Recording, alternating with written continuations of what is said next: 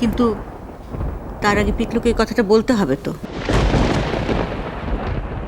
কোন কথা?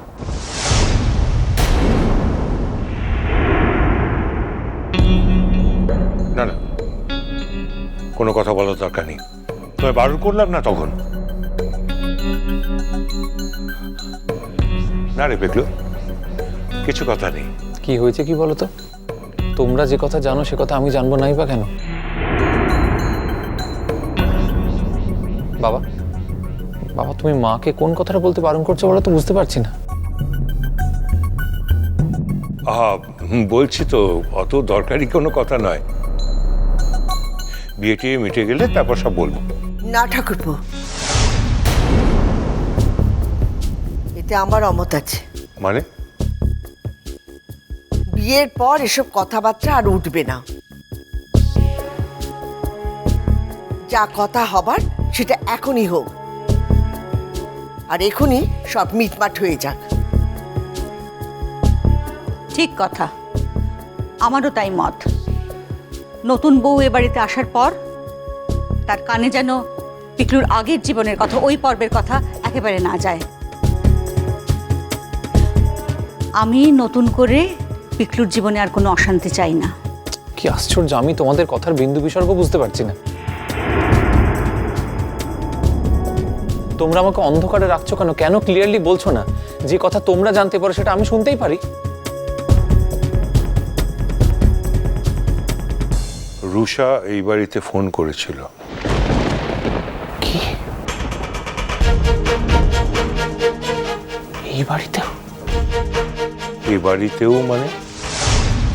কিছুদিন আগেও আমার কলকাতা নাম্বারে ফোন করেছিল। তাই নাকি? এত বড় কথাটা তুই আগে আমাদের বলিসনি তো।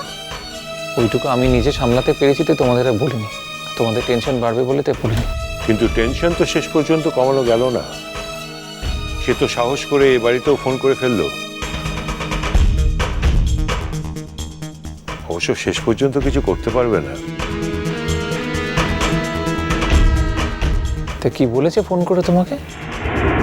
তোর মা তো ফোন ধরেছিল, আর ওর গলা শুনে ভয়তে হাত থেকে ফোনটা পড়ে যায়, তাই সে আর কথা বলতে পারেনি।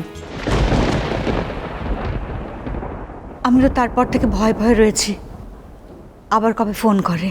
এখন বরং ফোনটা করুক, তাহলে স্পষ্ট করে জানিয়ে দেবো যে রুষা বলে কাউকে আমরা চিনি না, আর সে যেন কোনোদিন কোনো রকম ভাবে আমাদের আর ডিস্টার্ব না করে। ভয় তো একটাই, ওই মেয়ের অসাধ্য তো কিছু নেই না। যদি হঠাৎ ধাওয়া করে বাড়িতে আসে? ভালোই, সে নিজের চোখে এই বাড়িতে দেখে যাবে যে এই বাড়িতে তার আর কোনো জায়গা নেই, নতুন বউ এসেছে। সেই সময় যদি জোর করে ডিভোর্সটা আদায় করে নিতে পারতে। কি বলছো বাবা তুমি, কি বলছো তুমি? আমি সুযোগটা পেয়েছিলাম। এখন কথা হলে কেবল একটাই কথা হবে, যত শিগগিরই সম্ভব ও যেন ডিভোর্সটা দিয়ে দেয়। সেটা দেওয়ার মেয়েও নয় মা, সেটা চাইলে বরং এখন গোটাটা ঘাঁটার চেষ্টা করবে। তবে আমিও তো আইনের লোক, দেখি না, আমি ছাড়বো না তাকে, মোকাবিলা করব, দেখব দেখব শেষ পর্যন্ত কতটা যেতে পারে। দেখ, এসব কথা এখন ওই মেয়েটাকে বলার দরকার নেই, ও বেচারি নার্ভাস হয়ে যাবে। আর দেখি না ও কতদূর কি করতে পারে। আমাদেরও তো জনবল বলে কিছু আছে নাকি? আর ও এখানে কি জঘন্য কাজ করে পাঠ ঘটিয়েছে সে কথাও সবাই জানে। আইনের চোখে ওসবের কোনো দাম নেই। লেটস সি, যদি দেখি সত্যি খুব বাড়াবাড়ি করছে তাহলে আমাকেও আরো বাড়াবাড়ি করতে হবে ওকে থামানোর জন্য।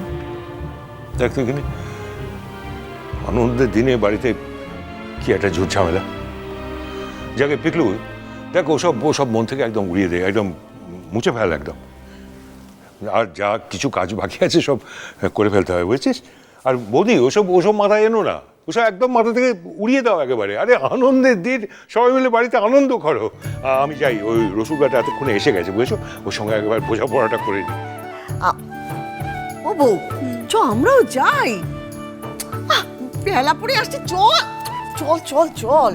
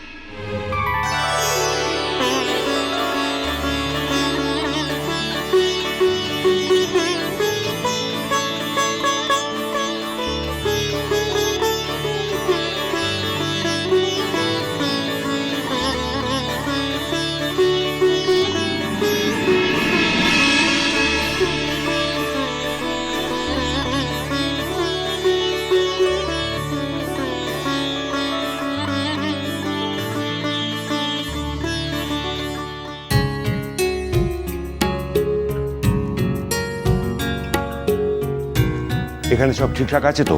হ্যাঁ হয়ে গেছে, সব হয়ে গেছে। এরা তো দেরি করছে কেন বুঝতে পারছি না তো। আরে বাবা, তোমাদের কি ব্যাপারটা কি? হ্যাঁ গো, কোথায় গেলে সব? মানে এসো। এই তো, আয় আয় বাবা, আয় আয় আয় আয় আয়।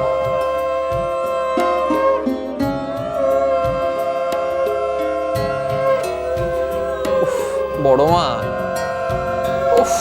কি পিকলু, তুই বুঝতে পারছিস না? দেরি হয়ে যাবে বাবা। এখন যদি কিছু মুখে না দিস, পরে আর কিছু মুখে দিতে পারবি না। আর কাক ডাকলে হয়ে গেল, আর কিচ্ছু খাওয়ানো যাবে না। বস বস বস বস বস। আর তাছাড়া এরা সব যাবে পুকুরে জল সইতে। কত দেরি হয়ে গেল বলতো? আর তুই যে এত দেরি করে ঘুম থেকে উঠবি কে জানতো? আরে মেয়েগুলোকেও দেখো, কোথায় দাদাটা জল ঢেলে ঘুম ভাঙিয়ে দেবে তা না। কোনো মানে হয় এই শীতের ভোরে এইভাবে ওঠা যায় বলো তো? আর তারপর আমাকে এগুলো খেতে হবে, এই চিড়ে দই আর মিষ্টি সম্ভব সকালবেলা? আমি আমি পারবো না, আমি পারবো না, আমি এগুলো খেতে হবে।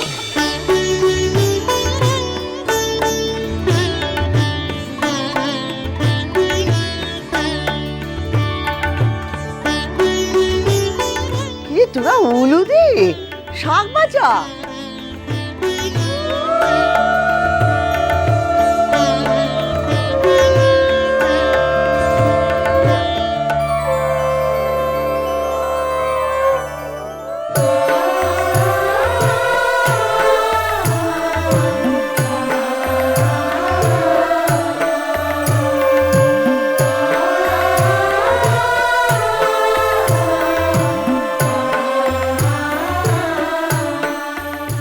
খা খা, খেয়ে নে পিকলু, সোনা মুখ করে খেয়ে নে। তা নইলে যখন আমার মতো বয়স হবে না, তখন এইসব দিনগুলোর স্মৃতির রোমন্থন করবি, যেমন আমার আজকাল হয়। আমার তো সেই সব দিনগুলোর কথা মনে পড়ে। ওরে বাবারে, সারাদিন বুকের মধ্যে কি ধুকপুকুনি কি ধুকপুকুনি, কখন বউ দেখবো কখন বউ দেখবো। উফ, তুমি থামবে? এলেন সাত সকালে নাটক করতে, কথার কোনো রাশ নেই। সারাটা জীবন এক রকম রয়ে গেলে সত্যি বাবা।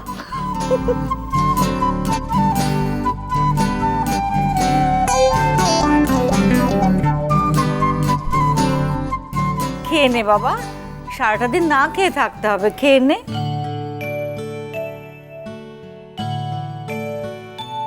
আচ্ছা, আমি যদি অন্য রকম হতাম তাহলে তোমার ভালো লাগতো? এরকম আছি বলেই না তুমি সারাটা জীবন একই রকম ভাবে ভালোবেসে গেলে।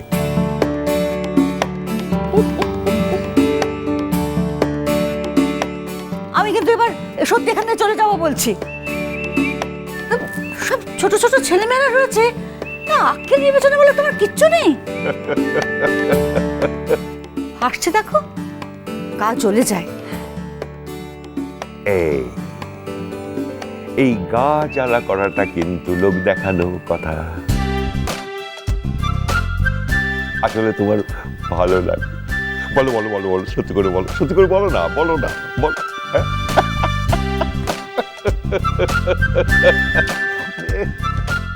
বড় মা, বড় মা, বড় মা প্লিজ, বড় মা, আমি আর খেতে পাচ্ছি না, আর আমায় দিও না প্লিজ। না বললে হবে না, যেটুকু দিচ্ছি ওটুকু খেতেই হবে।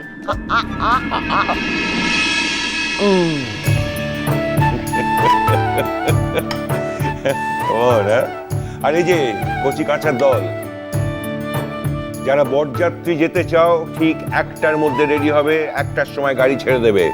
কোনো কথা আমি শুনতে চাই না, 1 মিনিট দেরি হলে সবাই কিন্তু এখান থেকে যাবে, যাওয়া আর হবে না।